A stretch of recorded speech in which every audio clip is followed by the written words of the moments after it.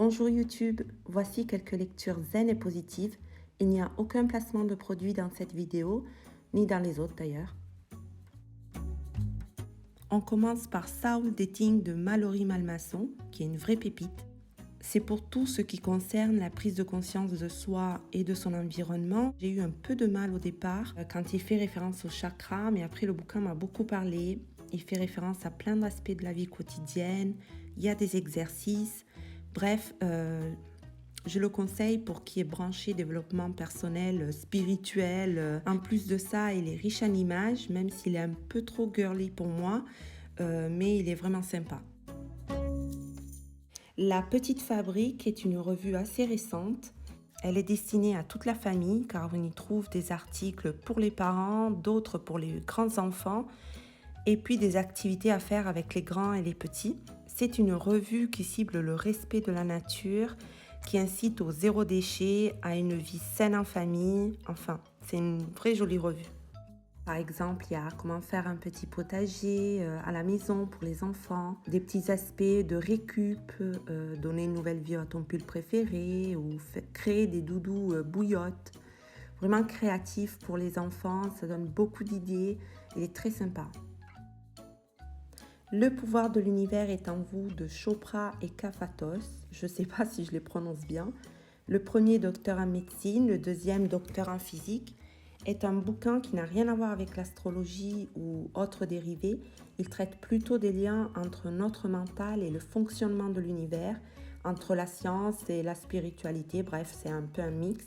Au départ, je craignais qu'il soit trop difficile à suivre et en réalité, il est très, très accessible.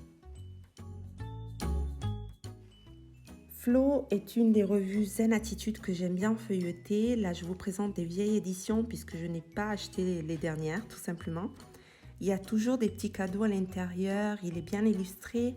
Les revues que je vous présente se ressemblent un peu toutes à mon goût, mais chacune a un aspect plus marqué que les autres. Par exemple, Flow, c'est plus pour qui fait du journaling, du bullet journal, du scratchbooking, etc. Être là est un recueil de petits textes écrits par plusieurs personnes du domaine médical, artistique, philosophique, etc.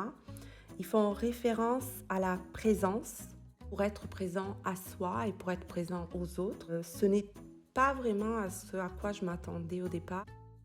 Au final, ça m'a beaucoup parlé en étant soignante. C'est d'ailleurs un bouquin que je conseille au personnel médical et paramédical parce que ça va beaucoup vous parler au niveau de la prise en charge des patients. Calme est une autre revue sur la même longueur d'onde de Flow. Beaucoup plus de DIY, elle a plus d'idées créatives, je la trouve plus riche comme revue tout simplement. C'est très joliment illustré, il y a des côtés un peu poétiques, c'est vraiment une de celles que je préfère le plus. Ensuite, mon cahier Hugues Thérapie de Valentine Sinder est un joli cahier qui propose plein de petites idées pour se faire plaisir, se cocooner à la manière danoise. Les exercices, entre guillemets, ne sont pas toujours exécutables pour qui, comme moi, a des enfants en bas âge à la maison. Mais c'est un bouquin qui donne néanmoins des petites inspirations pour se faire du bien au quotidien. Happiness est encore une revue à la Flow, on va dire.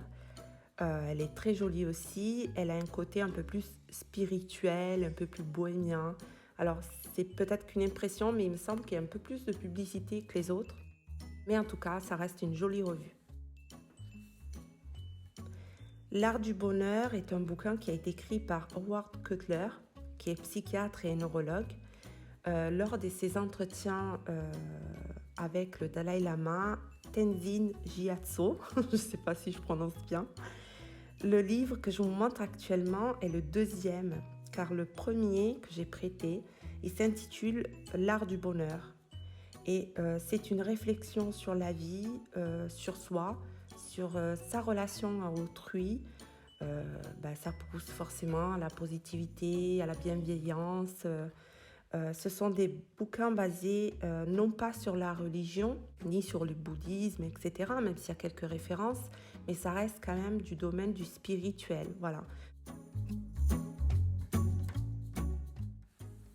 Open My est ma revue préférée parmi celles que je vous présente. Elle aborde plein de sujets différents, très riches. Il est clairement structuré. Bref, c'est la revue qui me donne le plus d'inspiration, que j'ai plus de plaisir à lire et à relire même. Donc toutes ces revues, vous pouvez les trouver en presse. Bon, là, forcément, il y a le confinement, mais pour après, vous pouvez trouver facilement. Réenchanter sa vie au quotidien de Françoise Dorn fait partie des cahiers bien dans ma vie. C'est un tout petit bouquin qui présente des exercices par jour de positive attitude. J'en ai fait que quelques-uns pour l'instant. C'est assez ludique, c'est marrant, c'est léger, bref, j'aime bien. Et in fine, Simpler Things est une dernière revue, pareil, un peu dans l'esprit open mind, etc. On va dire qu'elle se ressemble beaucoup avec Happiness, enfin bref, avec Flow et toutes les autres. Mais elle est très sympa également. Et voilà, elle vaut le coup d'être feuilletée. Voilà, ma vidéo est terminée. À bientôt.